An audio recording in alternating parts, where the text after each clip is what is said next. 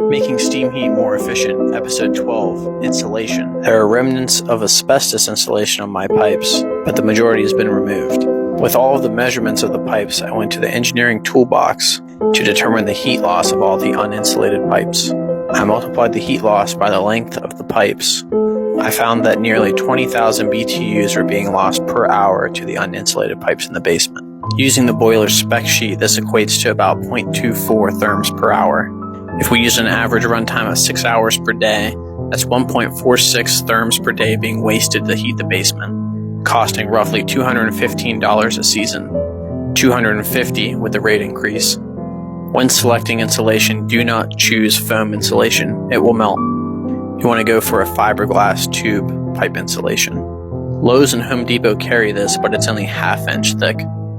Local supply houses or websites like Grainger carry more thick insulation, and they provide all the specs. The engineering toolbox recommends the thickness of the insulation you should choose. I did a cost comparison to see what was the best value.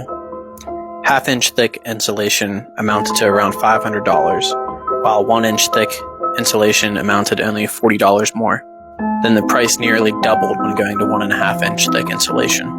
So I went ahead with 1 inch thick insulation for the variable pipe diameters that I needed.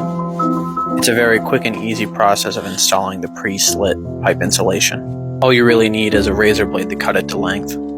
I had some difficulties insulating it as the rocks are super close to the pipe and didn't fit quite right. I was able to carve out what I needed to make it fit. Once it was installed, I fired up the boiler and took the thermal camera to the pipes to see how much heat was going through the insulation. You can see glowing the corners and the T's that I didn't insulate. The steam reached the main air vent 30 seconds quicker than without insulation.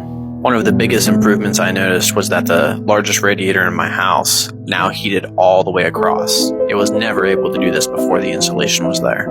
Last episode, we calculated the percentage of time that the boiler was running but not heating each room. Now with the insulation installed, we saw a 13% improvement in the bedroom. Upstairs, we saw a 28% improvement for the downstairs living room and a 30% improvement with the kitchen.